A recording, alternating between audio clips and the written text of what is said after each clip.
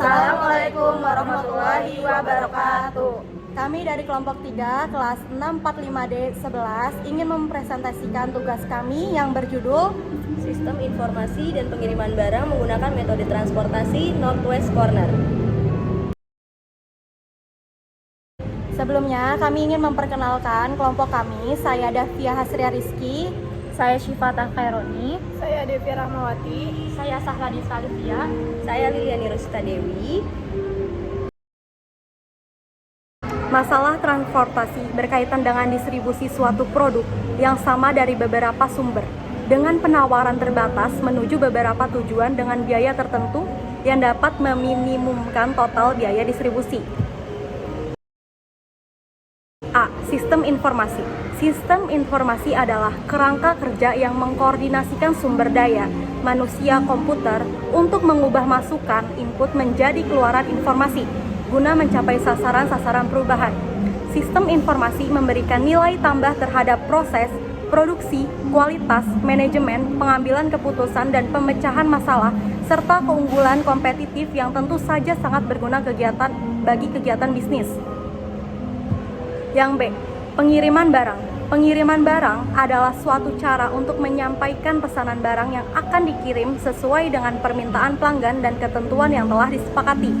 Secara umum, pengiriman barang adalah segala upaya yang diselenggarakan atau dilaksanakan secara sendiri atau secara bersama-sama dalam suatu organisasi untuk memberi pelayanan secara efektif dan efisien. Metode transportasi. Metode transportasi adalah metode yang digunakan untuk mengatur distribusi dari sumber-sumber yang menyediakan produk yang sama ke tempat-tempat yang membutuhkan secara optimal. Metode transportasi digunakan untuk memecahkan masalah bisnis, pembelanjaan modal, alokasi dana untuk investasi, analisis lokasi, keseimbangan lini, perakitan dan perencanaan, serta scheduling produksi.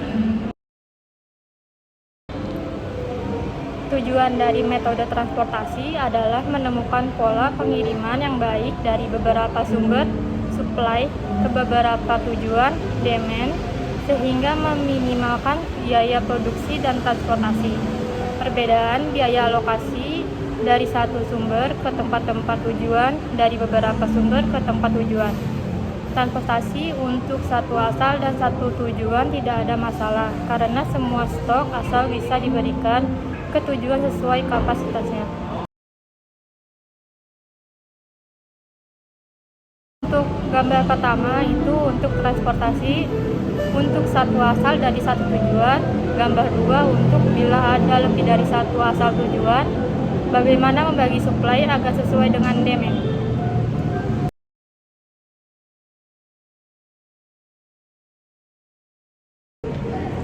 D. Metode Northwest Corner. Metode ini adalah salah satu metode transportasi yang paling mudah dilakukan, tetapi hasilnya belum tentu optimal. Dalam metode ini, sumber dan lokasi tujuan diurutkan dari sisi kiri ke kanan dan dari atas ke bawah dalam peta data matriks. Cara perhitungan biaya transportasi dengan menggunakan metode ini sesuai dengan namanya, dimulai dari sisi kiri atas, kemudian bergerak ke kiri atau ke bawah sesuai dengan kapasitas produksi sumber atau supply dan atau permintaan tujuan atau demand.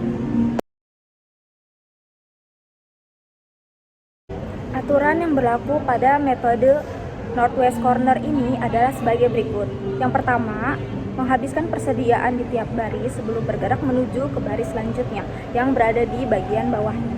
Yang kedua, memenuhi syarat permintaan di tiap kolom sebelum bergerak menuju ke kolom selanjutnya yang berada di sebelah kanannya. Yang terakhir, melakukan cek agar semua persediaan dan permintaan sesuai jumlahnya.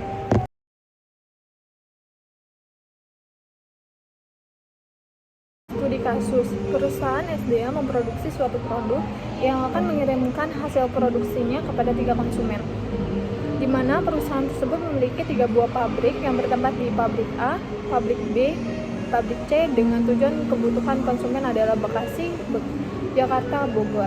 Berikut ini merupakan masing-masing kapasitas pabrik secara beruntun sebesar 90, 60, dan 50. Sedangkan untuk memenuhi kebutuhan konsumen sebesar 50, 110, dan 40 secara beruntun. Hitungan dan analisa biaya transportasi terbaik yang bisa kalian lakukan menggunakan teknik transportasi NWC. Adapun ongkos untuk setiap perpindahan dari pabrik menuju lokasi konsumen adalah sebagai berikut.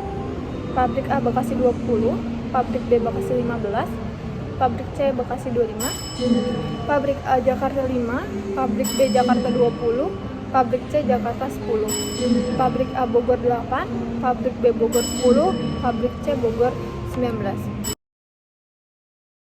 Jawaban pabrik A, kapasitas pabrik 90, konsumen Bekasi kebutuhan 50, pabrik B kapasitas pabrik 60, konsumen Jakarta kapasitas 110. Pabrik C kebutuhan pabrik 50, konsumen Bogor kebutuhan 40. Dengan ongkos pabrik A Bekasi 20, Jakarta 5, Bogor 8. Dengan ongkos pabrik B Bekasi 15, Jakarta 20, Bogor 10. Dengan ongkos pabrik C Bekasi 25, Jakarta 10, Bogor 19. Berikut ini adalah penerapan atau pengaplikasian dalam tabel matriks dengan metode Northwest Corner. Untuk langkah yang pertama, kita memasukkan angka-angka yang terdapat pada slide sebelumnya. Seperti angka ongkos dari tiap pabrik dituliskan pada kolom kota yang berada di pojok kanan atas di setiap kolom kota masing-masing atau yang kotak kecil berwarna biru. Lalu untuk yang penawaran, angkanya kita dapatkan pada angka kapasitas pabrik. Lalu permintaan, angkanya kita dapatkan pada kebutuhan. Setelah itu, kita menjumlahkan angka penawaran dan permintaan agar mengetahui apakah angkanya tersebut seimbang atau tidak.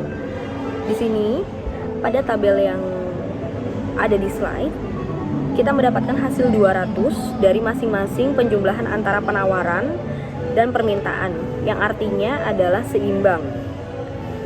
Jika tidak seimbang, maka kita harus menambahkan kolom baru yang disebut dengan dummy. Selanjutnya untuk cara pengerjaannya, kita akan mengerjakan dari yang paling kiri atas atau kalau pada slide yaitu pengisian pada pabrik A yaitu Kota Bekasi. Di angka penawaran 90 dan permintaan dengan angka 50.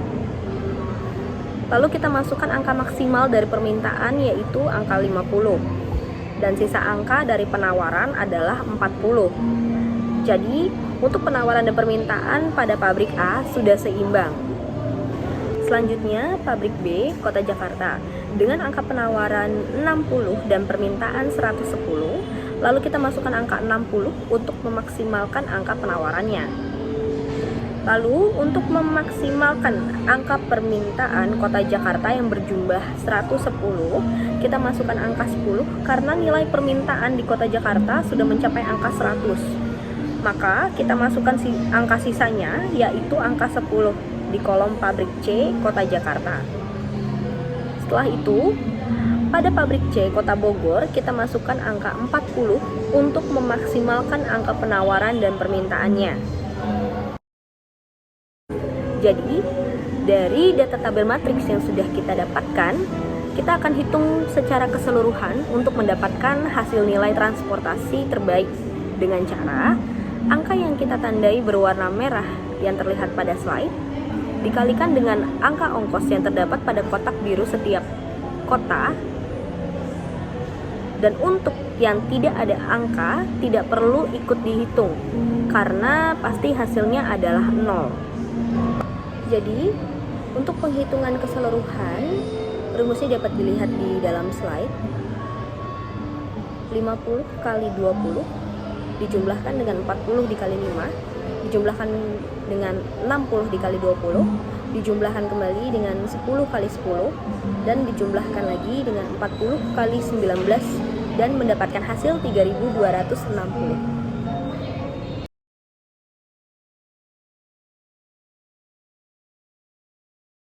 Kesimpulan, barang yang akan dikirim dari setiap sumber pengiriman dan jumlah permintaan yang diminta oleh setiap tujuan pengiriman, serta biaya pengiriman dari setiap sumber menuju setiap tujuan pengiriman, serta biaya pengiriman dari setiap sumber menuju setiap tujuan adalah berbeda.